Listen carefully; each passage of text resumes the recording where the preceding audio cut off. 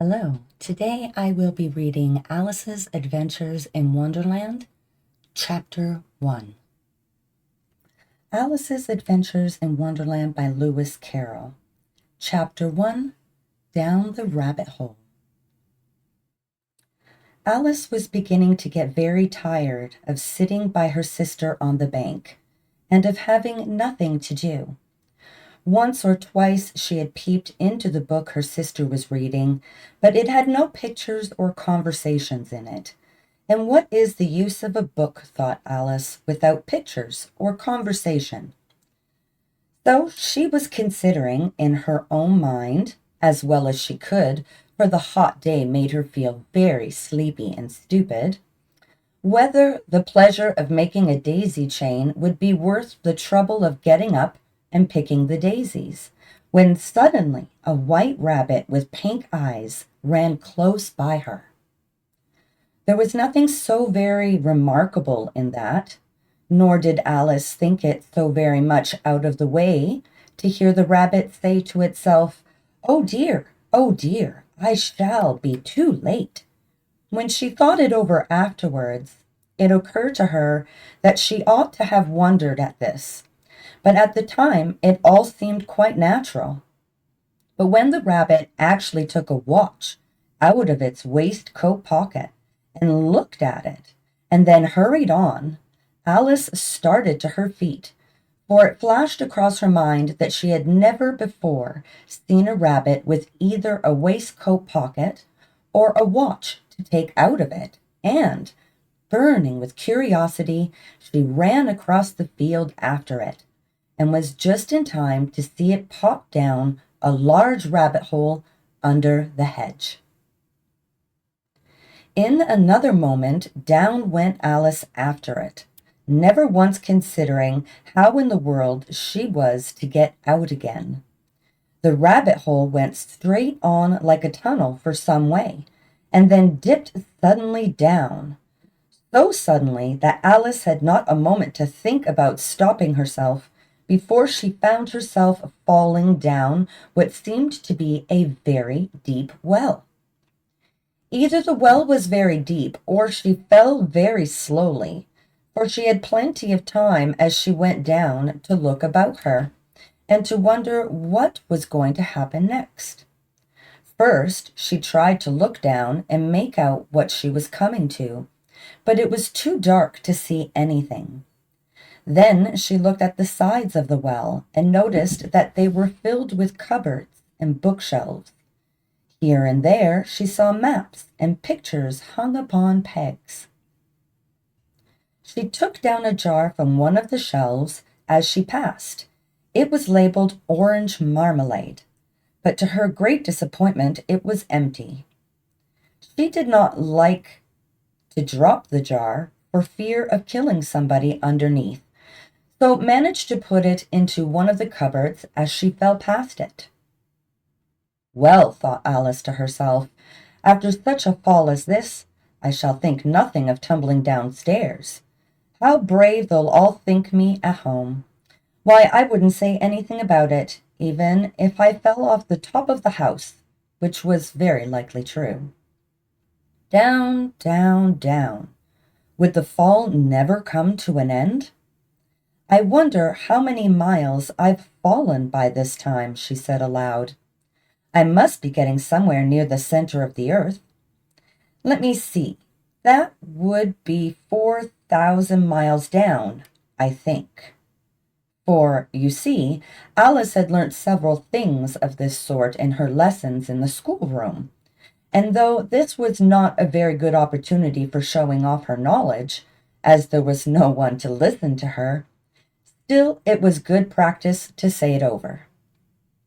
"Yes, that's about the right distance. But then I wonder what latitude or longitude I've gotten to." Alice had no idea what latitude or longitude was either, but thought they were nice grand words to say. Presently she began again. "I wonder if I shall fall right through the earth. How funny it'll seem to come out among the people that walk with their heads downwards. The antipathies, I think." She was rather glad there was no one listening this time, as it didn't sound at all like the right word. But I shall have to ask them what the name of the country is, you know? Please, ma'am, is this New Zealand or Australia? And she tried to curtsy as she spoke. Fancy curtsying as you're falling through the air. Do you think you could manage it? And what an ignorant little girl she'll think me for asking. No, it'll never do to ask. Perhaps I shall see it written up somewhere. Down, down, down. There was nothing else to do, so Alice soon began talking again. Dinah'll miss me very much tonight, I should think. Dinah was the cat.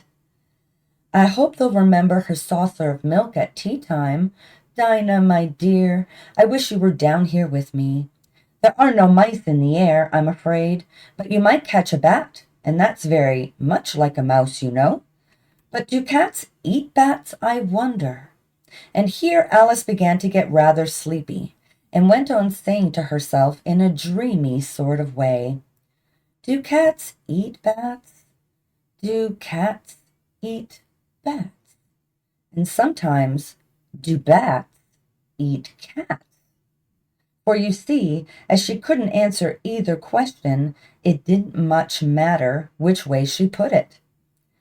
She felt that she was dozing off and had just begun to dream that she was walking hand in hand with Dinah and was saying to her very earnestly, Now, Dinah, tell me the truth. Did you ever eat a bat?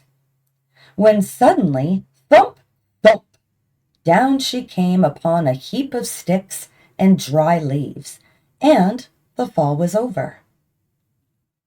Alice was not a bit hurt, and she jumped up onto her feet in a moment. She looked up, but it was all dark overhead. Before her was another long passage, and the white rabbit was still in sight, hurrying down it. There was not a moment to be lost. Away went Alice like the wind, and was just in time to hear it say, as it turned a corner, Oh, my ears and whiskers, how late it's getting! She was close behind it when she turned the corner, but the rabbit was no longer to be seen. She found herself in a long, low hall, which was lit up by a row of lamps hanging from the roof. There were doors all round the hall, but they were all locked, and when Alice had been all the way down one side and up the other, trying every door, she walked sadly down the middle, wondering how she was ever to get out again. Suddenly, she came upon a little three-legged table, all made of solid glass. There was nothing on it except a tiny golden key, and Alice's first thought was that this might belong to one of the doors in the hall. But alas, either the locks were too large or the key was too small, but at any rate it would not open any of them. However, on the second time around, she came upon a low curtain she had not noticed before, and behind it was a little door about 15 inches high. She tried the little golden key in the lock, and to her great delight it fit. Alice opened the door and found that it had led into a small passage, not much larger than a rat hole. She knelt down and looked along the passage into the loveliest garden you ever saw. How she longed to get out of that dark hall and wander about among those beds of bright flowers and those cool fountains, but she could not even get her head through the doorway. And even if my head would go through, thought poor Alice, it would be of very little use without my shoulders. Oh, how I wish I could shut up like a telescope. I think I could if I only know how to begin. For you see, so many out-of-the-way things had happened lately that Alice had begun to think that very few things indeed were really impossible. There seemed to be no use in waiting by the little door, so she went back to the table, half hoping she might find another key on it, or at any rate a book of rules for shutting people up like telescopes. This time she found a little bottle on it, which certainly was not here before, said Alice, and tied around the neck of the bottle was a paper label with the words "Drink Me" beautifully printed on it in large letters. It was all very well to say "Drink me," but the wise little Alice was not going to do that in a hurry. "No, I'll look first," she said, "and see whether it's marked poison or not." For she had read several nice little stories about children who had got burnt and eaten up by wild beasts, and other unpleasant things, all because they would not remember the simple rules their friends had taught them, such as that a red-hot poker will burn you if you hold it too long, and that if you cut your finger very deeply with a knife, it usually bleeds.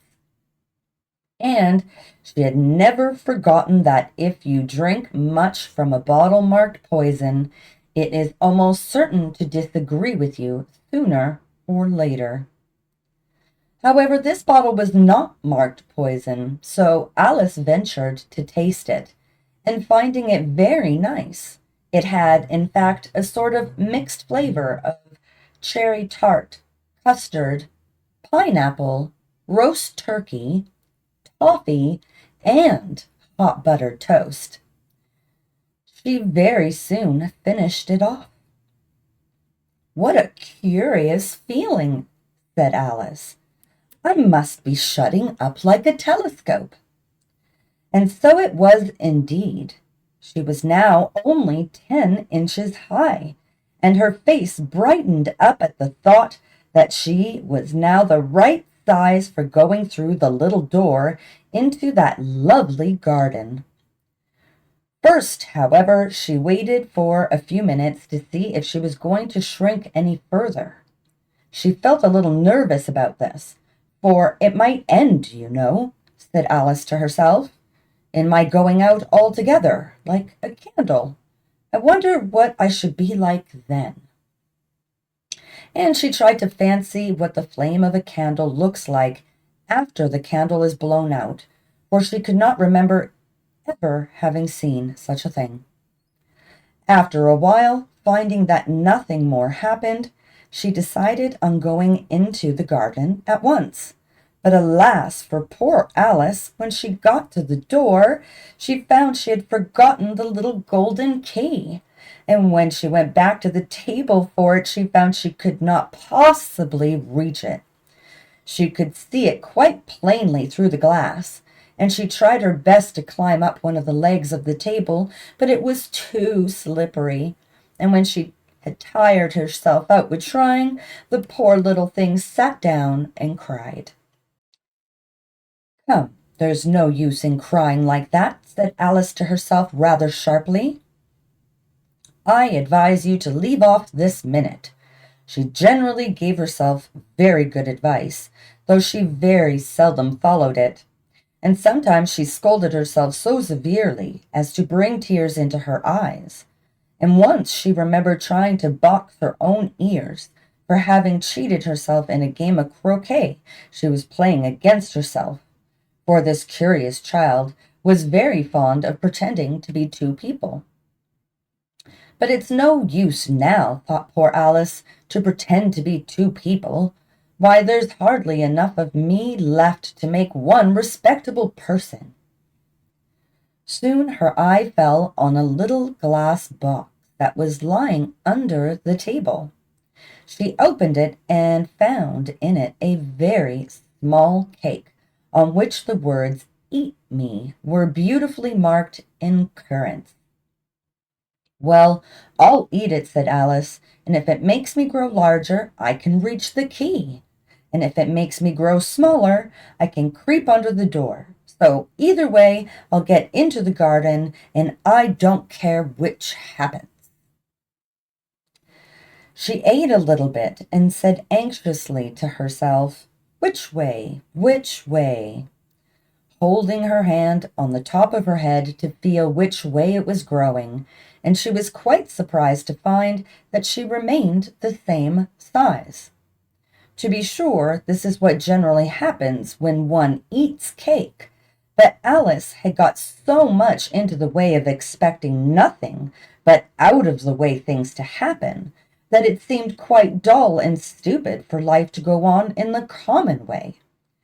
So she set to work and very soon finished off the entire cake. And that is the end of Chapter 1. Please join me in the next episode for Chapter 2, The Pool of Tears.